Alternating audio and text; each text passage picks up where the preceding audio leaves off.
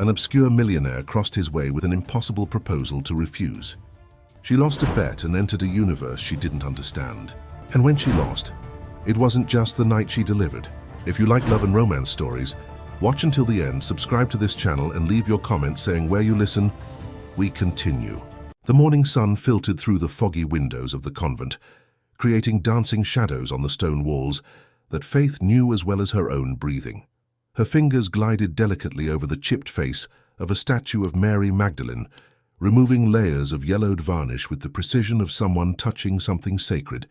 Each movement was calculated, reverent, as if she were healing wounds on a real body. Faith Andrews had grown up between walls that smelled of old varnish, contained prayer, and inherited silences. The only child of a stern former magistrate and a religious pianist who offered her melodies to Baroque saints, she was molded in the idea that the body was a temple and desire an inner war that should never be won. At 26, her face still carried traces of youth, but her eyes knew the loneliness of those who never dared. A virgin by choice, yes, but also by conditioning. Her virginity was a silent symbol of what her family preserved: morality, control, and appearance. She worked as a restorer of sacred art in that semi-abandoned convent in the hills of Old Haven, a town forgotten by time and modernity. Her hands, delicate, firm, touched chipped saints and cracked icons weathered by centuries of humidity. Between fine brushes and solvents, her life glided without sudden movements, in a routine she embraced as protection against the outside world. On that specific morning, Sister Beatrice appeared in the workshop with a strange expression on her wrinkled face. "Faith, dear, have you heard about the man who bought the Blackwood mansion?" The question came with a tone that mixed curiosity and apprehension. Faith paused her work, raising her eyes to the nun.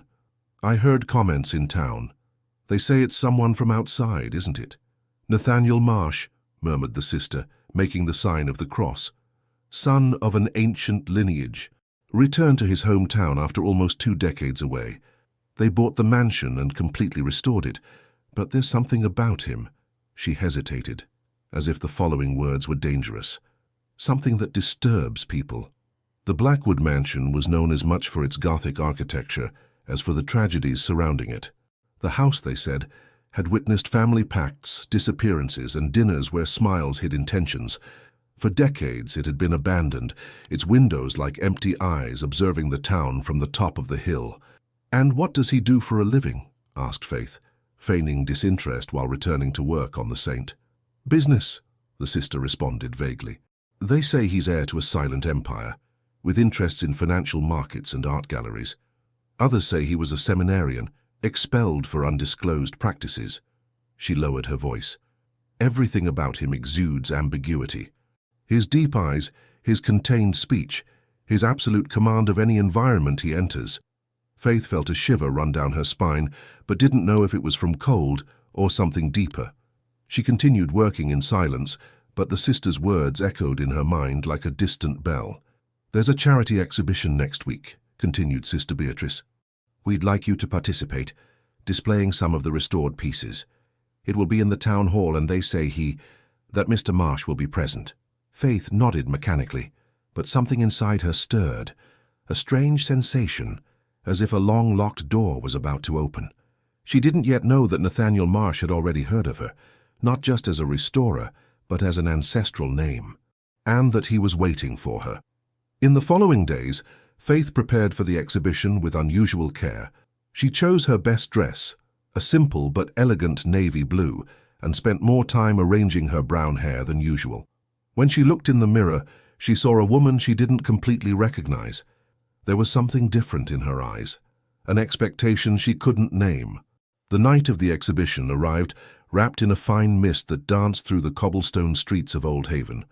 The town hall was illuminated by candles and soft lights, creating an almost mystical atmosphere. Faith positioned her piece, the restored Mary Magdalene, in a prominent location, her hands trembling slightly as she adjusted the lighting. It was then that she saw him for the first time. Nathaniel Marsh entered the hall, as if the space had been created especially for him. Tall, with broad shoulders that perfectly filled his dark suit, he moved with the silent confidence of someone who knew exactly the effect he caused. His black hair was combed back, revealing a face with striking features. Strong jaw, deep eyes that seemed to hold centuries of secrets. Faith felt the air escape from her lungs when he found her amid the crowd. His gaze located her instantly, as if he knew exactly where she would be. There was no hesitation, no search, only recognition. Faith felt her cheeks warm under that intense attention, and for a moment she had the impression that all the other people present at the exhibition had simply disappeared. He approached slowly, stopping in front of the restored Mary Magdalene. His long, elegant fingers traced the air near the sculpture, without touching it, as if he could feel the energy emanating from the piece. Faith observed each movement, hypnotized by the way he related to the art. "Exceptional work," he said, his low, velvety voice carrying an almost imperceptible accent. "You didn't just restore the saint, you brought her back to life." Faith swallowed hard, trying to find appropriate words. "Thank you, I try to honor the artist's original intention." "Intention," he repeated, turning to face her directly. "An interesting word. Do you believe all art carries a hidden intention?" The question caught her off guard. Faith had spent years restoring sacred pieces, but no one had ever questioned her motivations so directly. "I believe all art carries the soul of its creator," she answered, surprising herself with her own honesty. An almost imperceptible smile touched his lips. "Faith Andrews," he said, and the name in his voice sounded different, deeper, laden with meaning. "I am Nathaniel Marsh. I've wanted to meet you for some time." "Meet me?" Faith frowned, confused. "But we've never met before." "Not physically," he agreed, his eyes never leaving hers. "But your work, your reputation, precede you. There's a delicacy in your restoration that goes beyond technique. It's almost spiritual." Faith felt a shiver run down her spine. There was something in the way he spoke that left her simultaneously fascinated and alarmed. "Do you know much about restoration?" "I know about preservation," he replied, and Faith noticed it wasn't exactly the same thing. "I'm a collector. I have a particular interest in sacred art, especially pieces with complicated history. Complicated. Pieces that carry the weight of generations, that have been touched by many hands, witnessed many secrets." He stepped closer, and Faith could smell the subtle perfume emanating from him, something between wood and spices. "I have a piece that needs your special care, a carved crucifix from the 17th century. Very delicate." Faith should have said no. Every instinct developed from years of family protection screamed for her to refuse. But there was something in his eyes, an intensity that called to her like a siren's song. "I would have to see it first, assess the condition of the piece." Naturally. He removed a card from the inside pocket of his jacket, his fingers brushing hers at the moment of delivery. The contact was brief, but Faith felt an electric discharge run up her arm. "Blackwood Mansion. You know the address?" "Everyone in Old Haven knows," she murmured, tucking away the card with hands that trembled imperceptibly. "Excellent. Tomorrow evening, if convenient. Shall we say 8 o'clock?" It wasn't really a question, Faith realized. It was a gentle but firm summons. Yes, 8 o'clock." Nathaniel tilted his head slightly, a gesture that seemed from another era. "Until tomorrow, Faith." He pronounced her name again, and she felt as if he were engraving each syllable in his memory. He moved away with the same elegance with which he had approached, stopping to greet other people, but Faith noticed his eyes return to her periodically throughout the rest of the evening. Each time their gazes crossed, she felt a wave of heat spread through her chest. When she finally arrived home, Faith looked at herself in the bedroom mirror and saw a woman she didn't completely recognize. Her cheeks were flushed, her eyes shone with a new intensity. She touched her own lips, remembering the way he had pronounced her name. That night, Faith dreamed of labyrinths of black velvet, infinite corridors where her voice echoed calling for someone she couldn't name. She woke with her heart racing and a strange feeling of longing for something she had never experienced. The next day, she found herself thinking about Nathaniel Marsh with a frequency that disturbed her.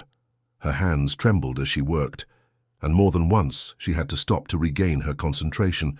Sister Beatrice observed her with growing concern. "Are you all right, dear? You seem different." "I'm fine," Faith lied, but she knew she wasn't. Something had changed inside her the night before, something she couldn't name or control. At 7:30 that evening, she found herself in front of the gates of Blackwood Mansion, her heart beating so hard she was sure it could be heard from across the street. Blackwood Mansion rose against the night sky like a Gothic cathedral, its illuminated windows creating patterns of light and shadow that danced along the stone walls. Faith took a deep breath before ringing the bell, trying to calm the nerves that seemed to vibrate beneath her skin. The sound echoed through the internal corridors, deep and solemn like a church bell. Nathaniel opened the door personally, dispensing with any formality of servants. He had exchanged the suit of the previous night for a white linen shirt, half open at the chest, and dark pants that highlighted his imposing silhouette. The informality made him even more attractive, Faith realized with a start. "Punctual," he said, smiling. "A rare quality these days." "My parents always said punctuality is a form of respect," replied Faith, trying to sound natural as he led her inside. The interior of the mansion left her breathless. The walls were covered in dark wood, decorated with old paintings and sculptures that seemed to observe her with eyes that knew secrets. The smell of old wood mixed with something more subtle, incense perhaps, or something more mysterious. Candles scattered around the corners created an intimate, almost sacred atmosphere. "Impressive," murmured Faith, her eyes scanning every detail. "Did you restore everything yourself?" "With specialized help," he answered, watching her with interest. "But I personally supervise every detail. I believe some things require a personal touch." He led her through corridors lined with Persian rugs, passing rooms where Faith glimpsed extensive libraries and furniture that seemed centuries old. Finally, they reached an office where a dark wooden crucifix was positioned on a mahogany desk. Faith approached the piece with professional reverence, but when her eyes focused on the crucifix, she felt a strange shiver. The wood was rich, dark, carved with almost supernatural precision, but there was something more. Symbols discreetly engraved in the base, a language she couldn't decipher but which seemed strangely familiar. "It's extraordinary," she whispered, leaning to examine the details. 17th century, as you said, but there's something unique about it. You feel that too?" Nathaniel's voice was closer than she expected. When she turned, he was inches away from her, his eyes fixed on hers with an intensity that made her blush. "Feel what?" she asked, though she knew exactly what he meant. "The energy. The history that the piece carries. It's not just wood and carving, Faith, it's alive." She swallowed hard, trying to maintain professionalism. "All ancient art carries the energy of those who created it, and those who possessed it over the years." "Exactly." He moved even closer, and Faith could feel the heat emanating from his body. "This piece has a particularly intense history. It belonged to several families throughout the centuries. Some stories speak of miracles, others of curses." "Do you believe in curses?" The question came out more intimate than Faith intended. "I believe in the power of human obsessions, in how intense desire can imprint itself on objects, on people, on places." His eyes briefly lowered to her lips before returning to her gaze. "Have you ever felt that, Faith? An obsession that transcends reason?" Faith should have stepped back, should have maintained professional distance, but there was something magnetic about Nathaniel that kept her in place. "I have lived a very controlled life." "Controlled." He repeated the word as if tasting it. "By others or by yourself?" "By both, I imagine." Nathaniel extended his hand, his fingers lightly touching her arm. The contact was subtle, but Faith felt as if an electric current had run through her entire body. "Control is an illusion, Faith. In the end, we are all governed by forces we don't fully understand. Are you trying to philosophize or seduce me, Mr. Marsh?" The question came out bolder than she intended, surprising them both. A slow, dangerous smile curved his lips. "Perhaps both. Is there a problem with that?" Faith felt her heart race. She was stepping into unknown territory, and every instinct told her to flee. But there was something stronger than fear. A burning curiosity, a desire to discover who she might be away from the expectations and limitations that had always defined her. "Would you like to see the rest of the collection?" he asked, his voice low and seductive. Yes." He led her through other rooms, each more impressive than the last. There was a music room with an antique grand piano, a library with volumes that seemed to have been hand-bound, and finally, a room that left her breathless. It was circular, with walls lined with books from floor to ceiling.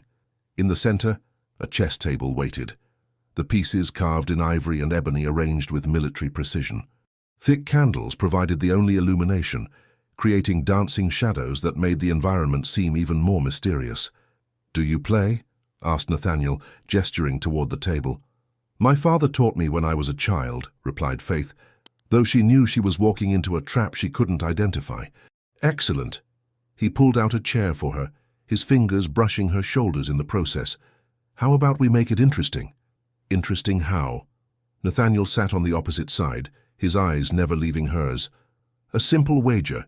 If you win, I donate a substantial amount to your convent. If I win—" He paused, and Faith felt the air becoming denser between them. "You offer me a single night." "Nothing more." Faith should have said no, should have stood up and left immediately. But there was something in his eyes, a challenge that awakened a part of her that had always been dormant. A night of what exactly? Conversation, mutual knowledge, discovery. His voice was soft as velvet. "You define the limits, Faith. I completely respect your purity." The word purity left his lips like a caress, and Faith felt a warmth spread through her chest. She looked at the board, then at him, and made a decision that would change her life forever. "I accept." The game began in silence, only the soft sound of the pieces sliding across the board echoing through the circular room. Faith tried to concentrate on strategy, but she felt Nathaniel's eyes on her with each move. He played with the same elegance with which he did everything, calculated, precise, but with a fluidity that suggested years of practice. "You learned to play with your father?" he asked, moving a knight with long, sure fingers. "Yes." "He said chess taught patience and strategy." Faith moved a pawn, trying not to show the nervousness growing in her chest. "And you?" "My grandfather. He believed chess was a metaphor for life.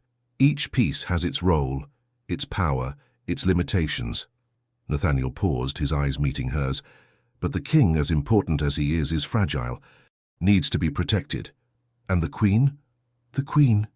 A mysterious smile touched his lips. "The queen is the most powerful piece on the board. Can move in any direction, attack from afar, dominate the entire game, but only when she awakens to her true power." Faith felt a shiver run down her spine. There was something in the way he spoke that seemed directed straight at her. "You talk as if the pieces were real people, aren't they?"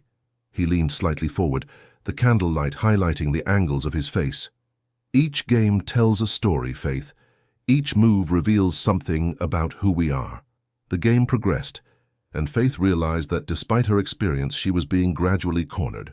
Nathaniel wasn't just playing with the pieces, he was playing with her, anticipating her moves, reading her hesitations, as if he knew her mind better than she did herself.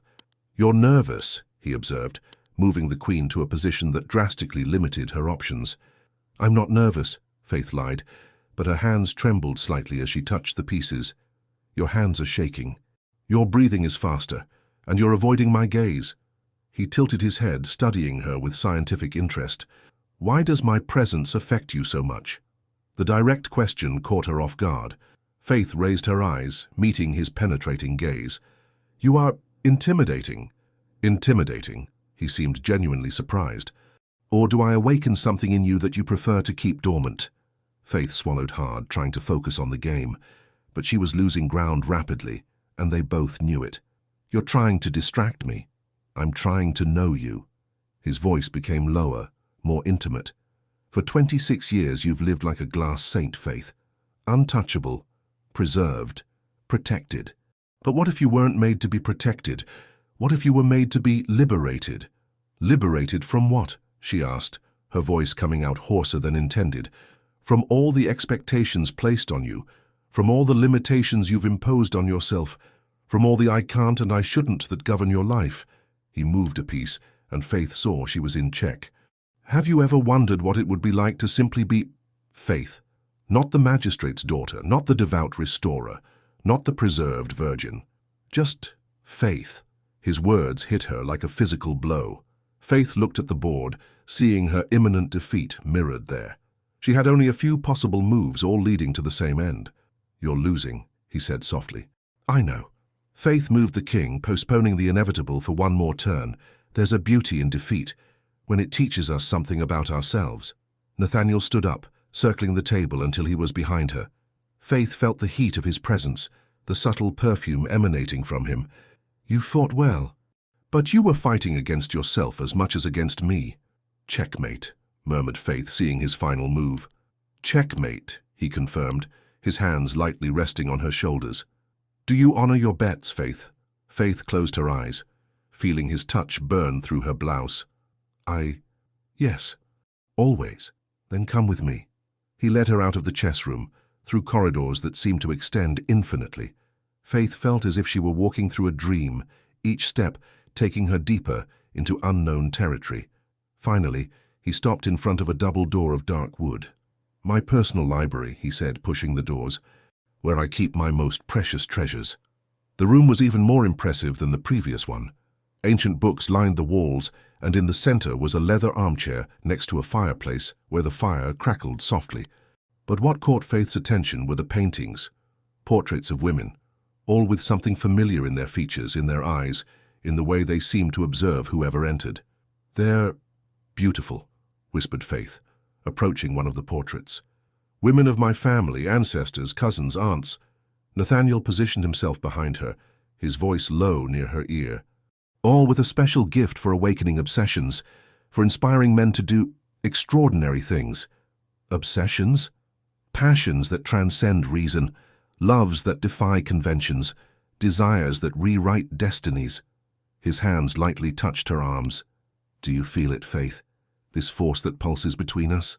Faith closed her eyes, trying to deny what was impossible to deny. "I don't know what I feel." "Lie." His voice was soft but firm. "You know exactly what you feel. The question is, do you have the courage to admit it?" She turned in his arms, finding herself face to face with those dark eyes that seemed to see through her soul. "Nathaniel, Shh." He brought a finger to her lips, the touch light as a feather. "You don't need to say anything. Just feel." The night that followed was not marked by the physical act, but by a psychic dance that Faith had never experienced. Nathaniel touched places in her soul that she herself didn't know existed, read her gestures, her silences, stripped her beliefs like someone leafing through an ancient Bible. They talked until dawn about art, about desire, about the boundaries between the sacred and the profane. Faith found herself surrendered, not as a body, but as a woman facing the revelation of herself. Nathaniel didn't consume her. He transformed her, and that destabilized her more than if he had physically possessed her. When the first ray of sun filtered through the curtains, Faith knew that something fundamental had changed inside her. She was no longer the same person who had entered that mansion. In the following days, Faith desperately tried to resume her normal routine, but it was like trying to wear clothes that no longer fit. Each gesture, each movement seemed strange, as if she were playing a role that didn't suit her anymore. Her hands trembled as she worked on the restoration of an image of St. Francis, and more than once she had to stop, breathe deeply, and try to concentrate. But concentration eluded her like sand between her fingers. Her mind constantly returned to that night in the mansion, to Nathaniel's words, to the way he had looked at her as if he had known her for years, to the sensation that for the first time in her life, someone had really seen who she was beneath all the layers of expectations and protections. "Faith, dear, are you all right?" Sister Beatrice's voice brought her back to the present. The nun observed her with concern, noticing the dark circles under her eyes and the agitation Faith was trying to hide. "I'm fine, sister. Just a little tired. You've been different since the exhibition. Did something happen?" Faith hesitated, her hands stopping over the image of the saint. How could she explain what had happened? How could she describe the sensation of having been completely seen, understood, challenged by a man who seemed to know parts of her that she herself didn't know?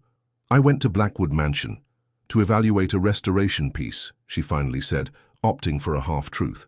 "Ah." The sister's expression became more cautious. "And how was it?" "He has an impressive collection. Very old pieces, very charged with history. And him, what is Mr. Marsh like?" Faith closed her eyes, remembering the intensity of his gaze, the way his presence filled any environment. "He's complex, intelligent, has a deep knowledge of sacred art. But there's something about him." Faith opened her eyes, meeting the sister's concerned gaze. something that disturbs, that challenges. That makes you question things you've always considered certain. Sister Beatrice approached, placing a maternal hand on Faith's shoulder. Dear, some people enter our lives like storms. They move everything, stir everything, make you feel alive in a way you've never felt before. But that's not always safe. Safe? Faith raised her eyes to the nun. For your soul, Faith. For your inner peace. For the life you've built, the sister sighed. You were raised in an environment of protection, of preservation. There's beauty in that. There's purpose in that. But sometimes, when we're confronted with something that challenges all that, sometimes what? Sometimes we lose ourselves in the process of trying to discover who we really are. The sister's words echoed in Faith's mind for the rest of the day. She tried to focus on work, but her hands seemed to have developed a life of their own. When she finally looked at what she had done, she saw she had painted a new expression on St. Francis's face. An expression of yearning, of searching, of someone looking beyond the limits of his own existence. That night, Faith dreamed again. This time, she was walking through infinite corridors lined with black velvet, looking for something she couldn't name. Her hands touched the walls, and she felt they were warm, alive, as if they pulsed with a hidden heart. At the end of the corridor, a door opened, and she saw a boy with dark eyes who reached out to her. "Mother," said the boy, and Faith woke with a start, her heart racing and a strange feeling of longing for something that had never existed. During breakfast, she could barely eat. Her mother, an elegant and reserved woman who had dedicated her life to sacred music, observed her with growing concern. "Faith, you're pale. Perhaps you should rest today." "No, Mother. I have work to do." "What work is so important that you can't take a day to recover?" Faith paused, the coffee cup halfway to her lips. "There's a piece at Blackwood Mansion, a 17th century crucifix. I need to evaluate it better." Her mother visibly stiffened. "Blackwood Mansion? Faith, that family. There are stories about them, stories your grandmother used to tell." "What kind of stories?" "Stories of women who lost themselves, who fell in love with men of that lineage and were never the same again." Her mother set down the cup with more force than necessary. Your great-aunt Elizabeth, what happened to her?" "She disappeared in the 50s. They said she was involved with a man from the Marsh family. Lawrence, if I'm not mistaken." Faith's mother looked directly at her. "They found letters from her, letters of obsessive love, of a passion that had completely consumed her.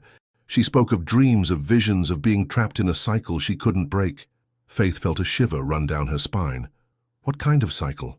"I don't know, dear, but I know she never came home again, and that the letters she left spoke of love and madness as if they were the same thing." That afternoon, Faith found herself walking toward the convent with quicker steps than normal, as if fleeing from something. But when she reached her workshop, she found a surprise waiting for her. On the work table next to her tools was a dark red rose and an envelope of heavy paper. Faith immediately recognized the elegant handwriting on the envelope, the same style she had seen in the books in Nathaniel's library.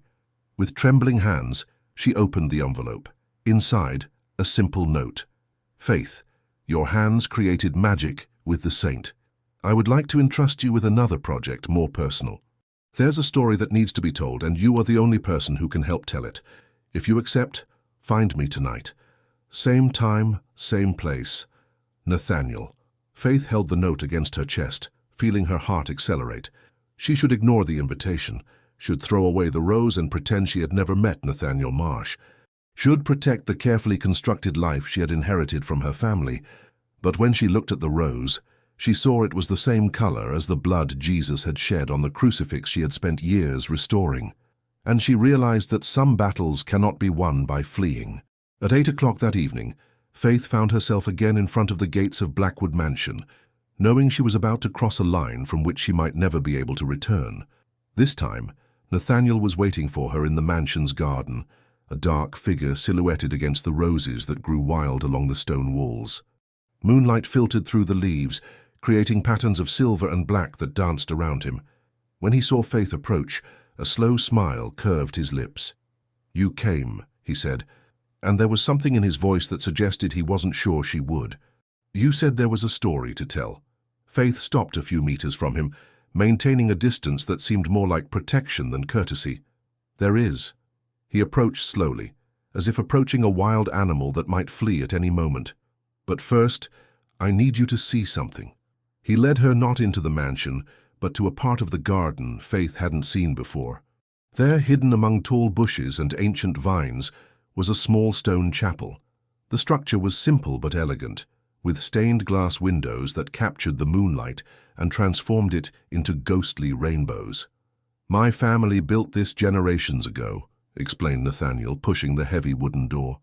"It was where they came for reflection, for prayer, to face the secrets that couldn't be confessed anywhere else." The interior of the chapel was even more impressive than the exterior.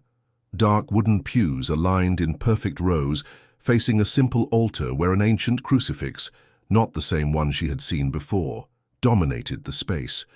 But what caught Faith's attention were the side walls, covered with marble plaques with engraved names and dates. "A family mausoleum?" she asked, approaching one of the plaques. "Not exactly. These are memories, records of women who were part of the Marsh family history." Nathaniel positioned himself beside her, his voice low and solemn. "Women who loved men of this lineage. Some married, others weren't so fortunate." Faith read some names, noticing the dates extended over centuries. "Elizabeth Andrews," she murmured, stopping in front of a more recent plaque. 1952. "Your great-aunt," confirmed Nathaniel. "She loved my great-uncle, Lawrence. A love that consumed them both. What happened to them? She disappeared. He never recovered. Spent the rest of his life looking for her, convinced she was still alive somewhere." Nathaniel touched the marble plaque with reverence. "They found letters from her speaking of dreams, of visions. She believed she was trapped in a cycle, destined to repeat the same love, the same passion, life after life." Faith felt a shiver run down her spine. "You believe that?" "I believe in the power of obsessions, in the power of love to transcend logic, time, even death." He turned to face her. "Faith, there's something I need to show you. Something I found among Lawrence's belongings." He led her to a small sacristy at the back of the chapel, where an old table held several objects covered by white cloths. With reverent care, Nathaniel uncovered a carved wooden box. "Inside this box are the letters Elizabeth left. But there's more." He opened the box, revealing yellowed papers, an old photograph, and something that made Faith gasp, a medallion she immediately recognized. "That medallion. My grandmother had one just like it. She said it was a wedding gift." "It wasn't a wedding gift, Faith. It was a symbol, a mark." Nathaniel removed the medallion from the box, his hands trembling slightly. "All the women of this family, all the women who loved Marshmen, carried a medallion like this. That's impossible. My grandmother met my grandfather at a church party. They married young, had a normal life. Your grandmother met your grandfather after Elizabeth disappeared, after realizing that the love she felt for Lawrence was dangerous." Nathaniel moved closer, holding the medallion between them. "Faith, I need you to read the letters. I need you to understand what's happening between us." With trembling hands, Faith took the first letter. The handwriting was elegant, but urgent, as if it had been written in haste. "My dear Lawrence, the dreams have returned. I see myself walking through endless corridors, searching for something I cannot name. I wake with the taste of your hands on my skin, even though you're not here. Is this madness, or is it something deeper, something that transcends our understanding?" Faith continued reading, her breathing becoming shallower with each line. The letters described dreams identical to those she had had, sensations that mirrored exactly what she had felt in Nathaniel's presence. The last letter was the most disturbing. "I understand now. We are not the first. We will not be the last. There is something in your families, in your lineages, that calls to us across generations. We are trapped in a cycle we cannot break. But perhaps we can transform it. Meet me at the chapel at sunrise. We have a decision to make." "Elizabeth never arrived at the meeting," said Nathaniel softly. "Lawrence waited for her until sunset, but she never appeared. They found this letter in her room, along with the medallion." Faith let the letter fall, her hands trembling uncontrollably. "What are you trying to tell me, Nathaniel?" "I'm trying to tell you that what's happening between us is not coincidence. It's not just physical or emotional attraction." He moved closer, his hands gently touching her face. "I'm trying to say we're part of something larger, something our families have carried for generations. And if I don't want to be part of it, if I just want to go away, you can try." His voice was gentle but firm. But look at me, Faith. Look into my eyes and tell me you don't feel the same thing I feel, that you don't have the sensation that we've known each other for much longer than a few days." Faith looked at him and saw reflected in his dark eyes the same confusion, the same desire, the same terror she felt. "I feel it," she whispered. "But it scares me. It scares me too." He pressed his forehead against hers, their breaths mingling. "But Faith, what if this time it were different? What if this time we could break the cycle, not by running from it, but by facing it? How? Together, without secrets, without fears." He lightly kissed her forehead. "There's something else I need to show you. Something that might explain everything." Faith closed her eyes, feeling the familiar world crumbling around her. But for the first time in her life, the idea of being lost didn't completely terrify her, because in some strange way, she felt that being lost with Nathaniel was more real than any security she had known before. "Show me," she said, and knew that with these words she was sealing her fate irreversibly. Nathaniel led Faith back to the mansion through an entrance she hadn't seen before, a side door that led directly to a spiral staircase. The stone steps were worn by time, polished by generations of feet that had gone up and down for centuries. With each step, Faith felt as if she were descending deeper into a secret that had waited for her throughout her entire life. "Where are we going?" she asked, her voice echoing off the narrow walls. "To the heart of the house," replied Nathaniel, the light from the lantern he carried creating dancing shadows around them. "To the place where everything began." They emerged in a room that Faith didn't know existed, a circular chamber excavated in the very rock upon which the mansion had been built. The walls were lined with shelves filled with ancient books, scrolls, and objects that seemed to have been collected over centuries. But what dominated Faith's attention was the opposite wall, covered by a series of portraits that made her blood run cold.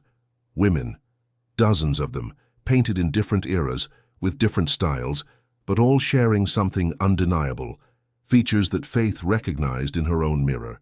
Wavy brown hair, almond-shaped eyes, a delicate but determined chin. It was as if she were looking at different versions of herself, spread throughout the centuries. "My God," she whispered, approaching the wall. They look like me. All of them," confirmed Nathaniel, his voice heavy. "Women of the Andrews family, painted by men of the Marsh family. This portrait here is from 1847, Isabel Andrews, painted by my great-great-grandfather Vincent. This is from 1903, Caroline Andrews, painted by my great-grandfather Alexander."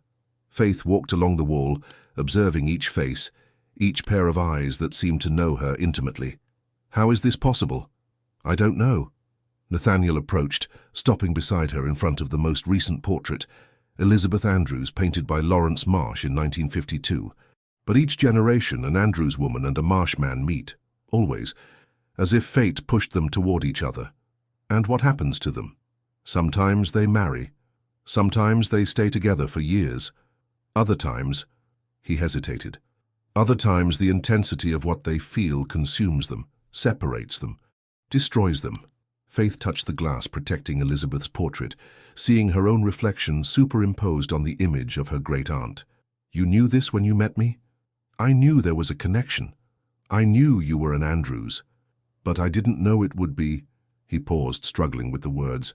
"I didn't know it would be so intense, so inevitable." "Inevitable?" Faith turned to face him, as if we had no choice. "I don't know if we have a choice about what we feel, Faith, but we have a choice about what we do with those feelings." Nathaniel moved closer, his hands gently touching her arms. "Each of these women faced the same decision you're facing now." "What decision?" "To surrender to what's happening between us or fight against it. To accept that we're part of something larger or try to live as if nothing had changed." His eyes searched hers. "But Faith, I need you to know one thing. I don't want you to make the same choice Elizabeth made." "What did Elizabeth do?" "She ran away. The night before the last meeting with Lawrence, she fled from Old Haven, left a letter saying she could no longer live with the intensity of what she felt, that she preferred to die than become a slave to a passion she couldn't control." Nathaniel took her hands, and Faith felt the urgency in his touch. She chose fear instead of love, chose flight instead of transformation. "And if she was right," asked Faith, her voice trembling, "and if what we're feeling is really a prison, and if it's something that will destroy us, then we'll be destroyed together," he said. and the brutal simplicity of the declaration made her gasp. But Faith, what if it's not? What if it's the most real thing that's ever happened to us? Faith looked again at the portraits, seeing generations of women who had faced the same choice. Nathaniel, there's something I need to tell you. Since we met, I've been having dreams, strange, intense dreams. What kind of dreams? I dream of endless corridors, of a boy who calls me mother. I dream of your hands touching me before you've even touched me. Faith took a deep breath.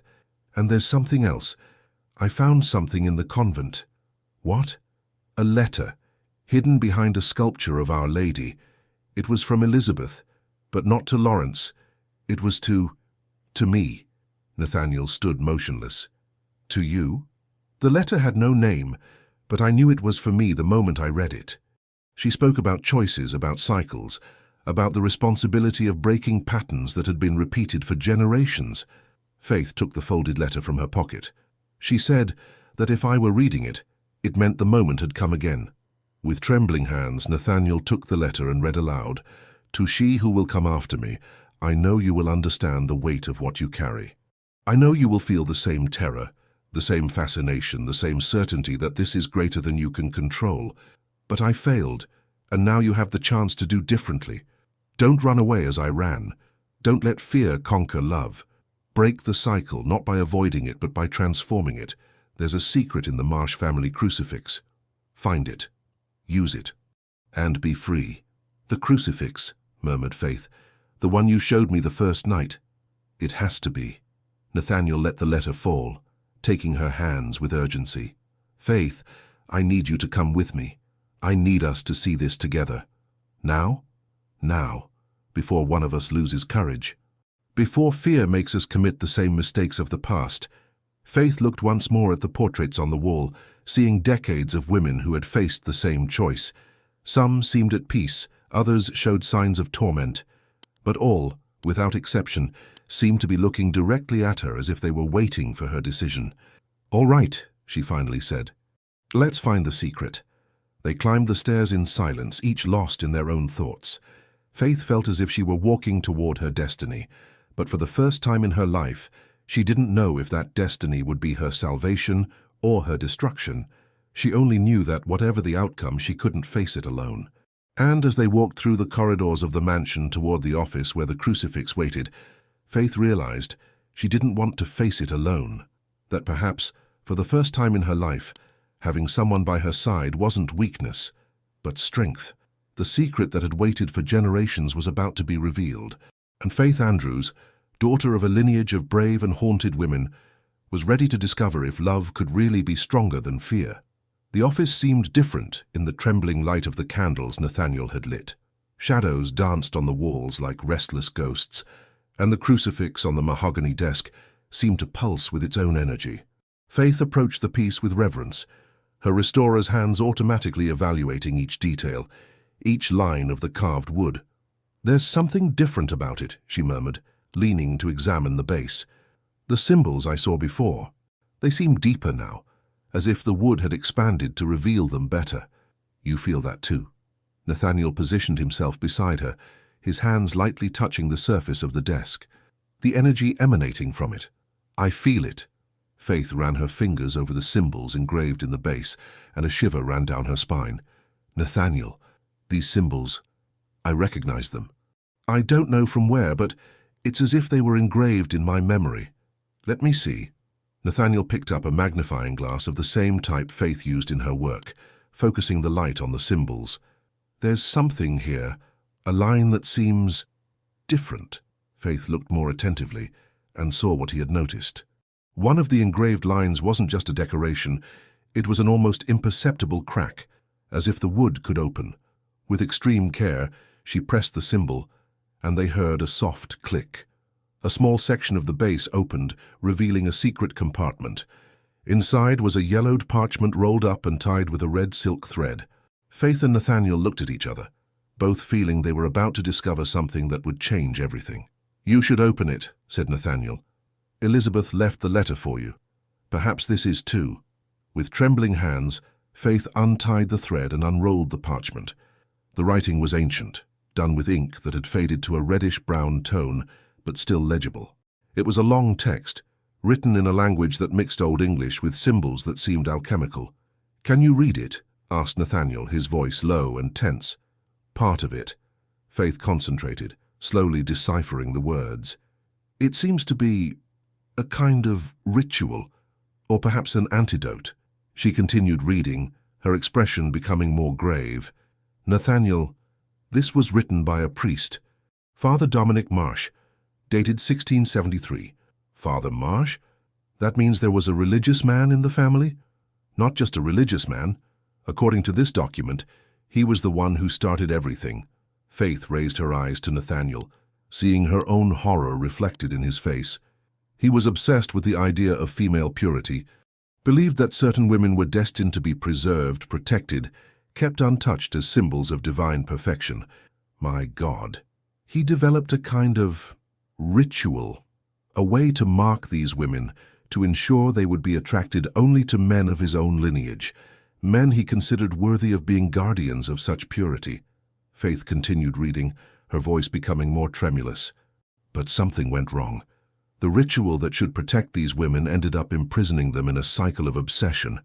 "What are you saying?" "I'm saying this isn't destiny, Nathaniel. It isn't true love. It's a curse, a manipulation that has perpetuated itself for generations." Faith let the parchment fall, her hands covering her face. "We're puppets in a game that began 300 years ago." Nathaniel was silent for a long moment, processing the information. When he spoke, his voice was laden with pain. "So nothing I feel for you is real." "I don't know." Faith looked at him through tears. "How can we know what's real when our families have been manipulated for centuries?" "Because this," he moved closer, taking her face between his hands, "this that I'm feeling now, seeing you suffer, wanting to protect you, wanting to free you, this can't be false. It might have begun as manipulation, but Faith, what developed between us, this is ours. How can you be sure?" "Because if it were just the ritual, just the obsession, I wouldn't be here trying to break the cycle. I'd be trying to perpetuate it." Nathaniel picked up the parchment, reading more attentively. "Look here. There's a part about how to break the ritual." Faith wiped away her tears, focusing on the words he was pointing to. "It says that the ritual can only be broken by an act of genuine will, that the descendants need to consciously choose to break the cycle, renouncing what they were programmed to desire, or transforming what they were programmed to desire into something true. How? By choosing each other not because we're obliged, but because we want to. Not because some ancestor decided it should be so, but because we decide we want it to be so." Nathaniel knelt before her, his hands holding hers. "Faith, I don't know if what I felt for you initially was real or programmed, but I know that what I feel now, in this moment seeing you free to choose, this is real. This is mine. And if we choose each other and discover it was all illusion, then we'll have lived a beautiful illusion together. But Faith, what if it's real? What if what began as manipulation transformed into something true because we transformed it?" He gently kissed her hands. "We can't change what our ancestors did, but we can choose what we do from now on." Faith looked at the parchment, then at the crucifix, then at Nathaniel's eyes. "The document says there's a ceremony, a way to break the ritual definitively, so that the next generations aren't affected. What do we need to do? We need to burn the parchment, together, while declaring our free choice." Faith took a deep breath. "But there's a condition. We have to choose definitively. Stay together by our own will or separate forever. There can be no indecision. So this is it. The choice Elizabeth couldn't make. She couldn't, because she was alone. Because Lawrence didn't know about the ritual, didn't understand what was happening." Faith stood up, taking the parchment. "But we know, we understand, and we can choose together. What is your choice, Faith?" Nathaniel's question was simple, but Faith knew her answer would determine the rest of their lives. She looked at the man kneeling before her, seeing not just the descendant of an accursed lineage, but the man who had chosen to fight alongside her against destiny itself, who had chosen to show her the truth even knowing it could destroy any chance of them being together. "My choice," she said, her voice firm for the first time in days, "is you. Not because I need to, but because I want to.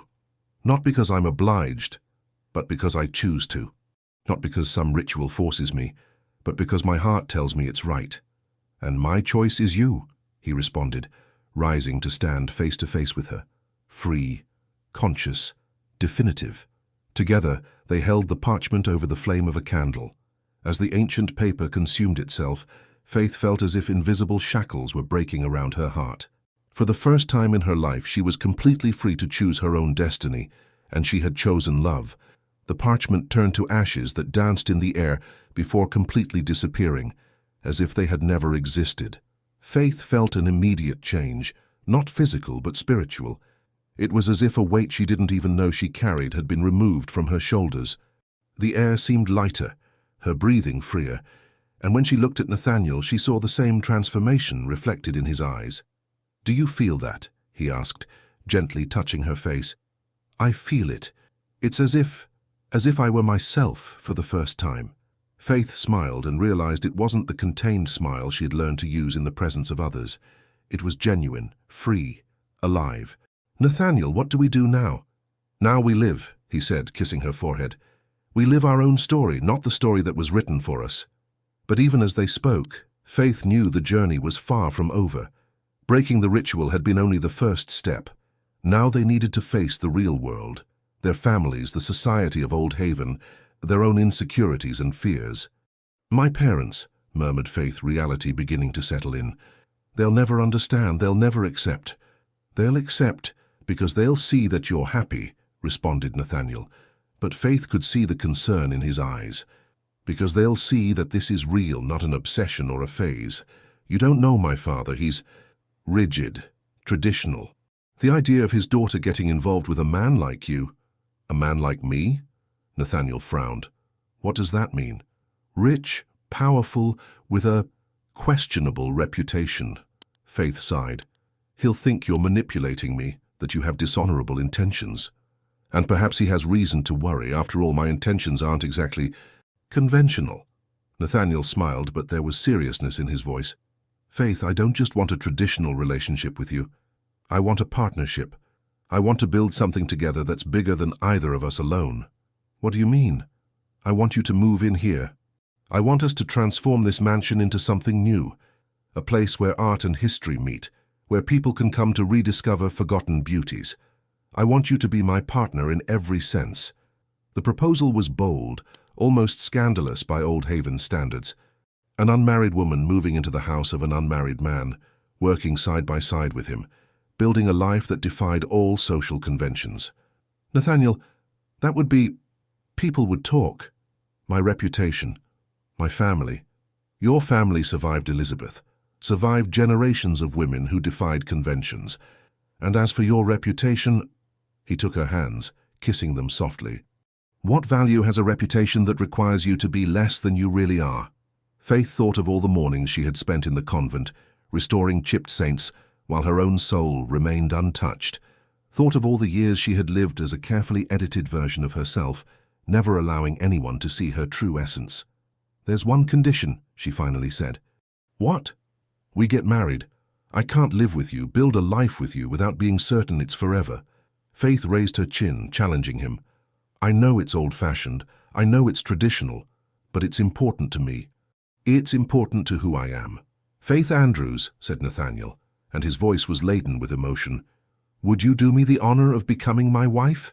"Yes," she answered, and the simplicity of the word carried the weight of a lifetime of decisions. "Yes, I want to marry you." They kissed then for the first time, and Faith understood why all those generations of women had been consumed by passion. Not by the ritual, not by the manipulation, but by the pure and simple force of true love. The kiss was gentle but deep, laden with promises and possibilities. When they separated, Faith saw there were tears in Nathaniel's eyes. "Why are you crying?" she asked, gently touching his face. "Because for the first time in my life I'm absolutely certain of something," he replied. "Certain that you are my choice, not because someone decided it should be so, but because I can't imagine my life without you." In the following days, Faith and Nathaniel faced the storm they expected. Faith's parents were shocked, then furious, then worried. Her father demanded to meet Nathaniel personally, interrogating him about his intentions, his faith, his plans for the future. Her mother cried, fearing her daughter was repeating Elizabeth's mistakes.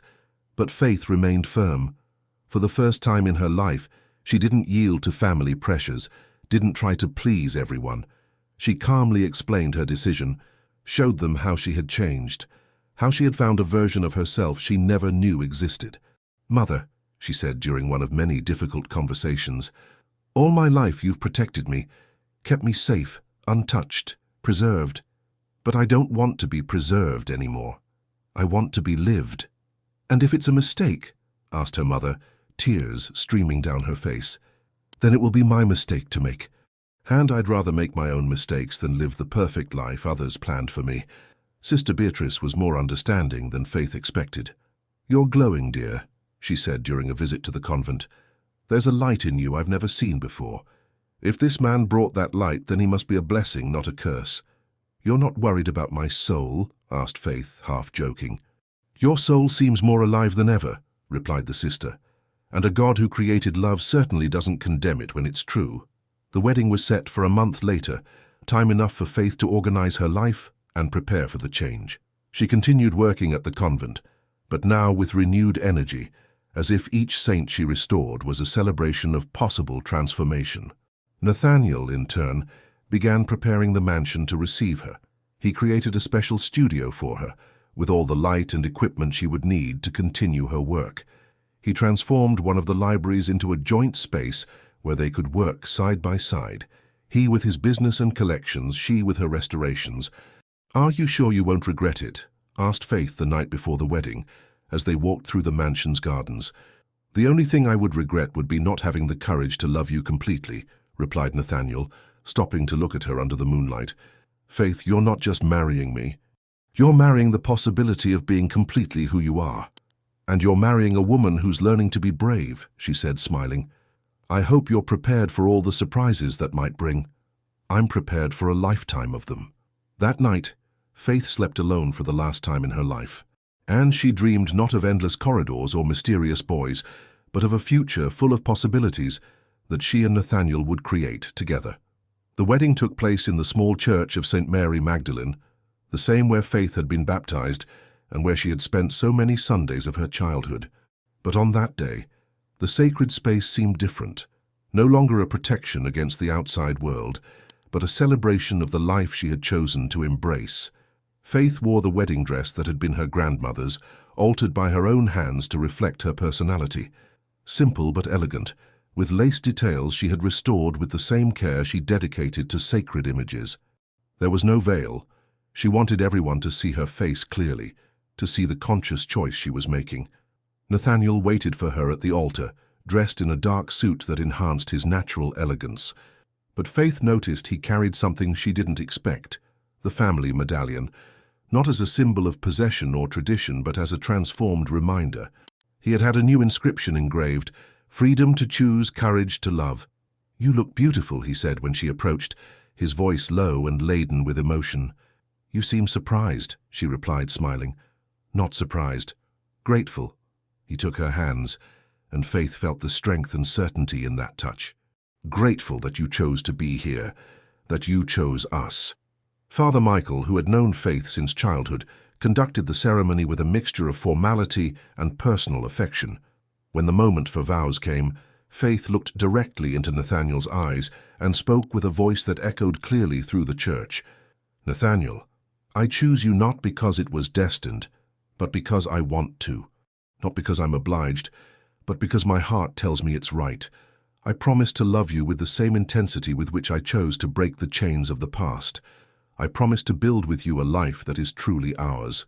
"Faith," replied Nathaniel, "you taught me that true love is not possessing, but liberating, not repeating the past, but creating a future. I promise to honor your choice every day of our life.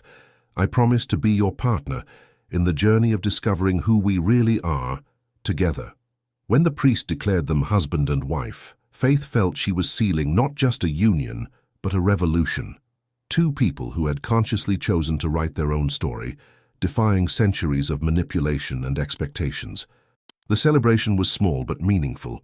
Faith's parents, though still concerned, began to see in Nathaniel not a predator, but a man who clearly adored their daughter.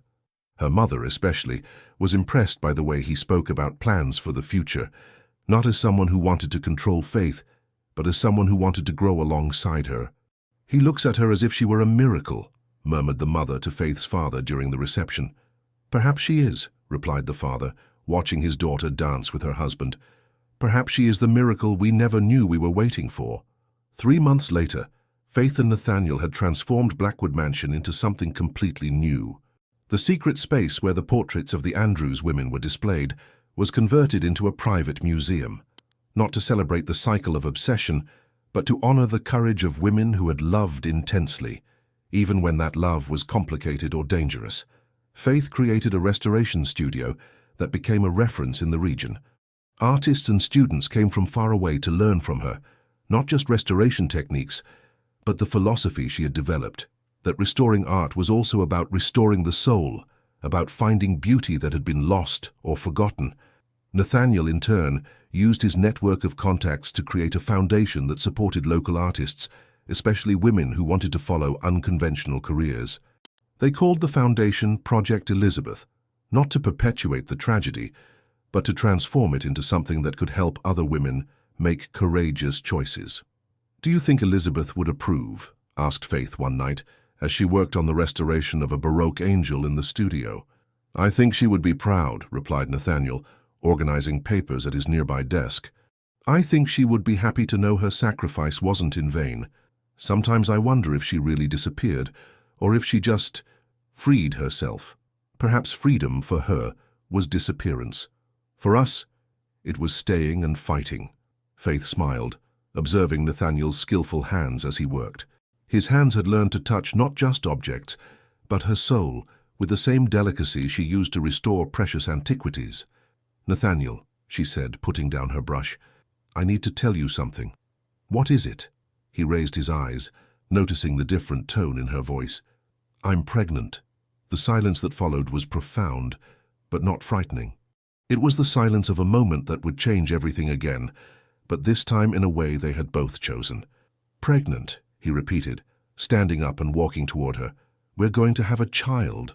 We're going to have a child who will be born free," said Faith, gently touching her still flat belly. "Free from the weight of past generations, free to choose his own path. A child who will grow up knowing his parents chose each other out of love, not destiny. A child who will learn that courage is not the absence of fear, but the choice to act despite fear." Nathaniel knelt before her, his hands covering hers over her belly. "Do you think he'll dream of us as you dreamed of him?" "I think he'll dream of the future he's helping to create," replied Faith. "He'll dream of the infinite possibilities that exist when you're free to choose." That night, Faith woke not with nightmares or strange visions, but with a feeling of completeness she had never experienced. Beside her, Nathaniel slept deeply, a protective hand over her belly, as if already guarding the new life they had created. She rose silently and walked to the window, looking out at the mansion's gardens bathed in moonlight. Someday, a child would play in those gardens. Someday, a new generation would grow up knowing only true love, not the chains of the past. Faith Andrews Marsh had broken a 300-year cycle, had transformed a curse into a blessing, an obsession into true love, a prison into freedom. And now, with life growing inside her, she was about to begin a new lineage, a lineage founded on conscious choice and free love. The future stretched before them like a blank book, ready to be written with their own words, their own choices, their own love. And Faith knew this was the most beautiful story she could have imagined, not because it was destined, but because it was chosen. Because in the end she discovered that true love wasn't about destiny. It was about freedom. The freedom to choose every day to love and be loved in return. And that was a story worth telling to future generations, not as a haunted legend, but as a celebration of human courage to transform curses into blessings, to transform fear into love, to transform the past into a future full of infinite possibilities.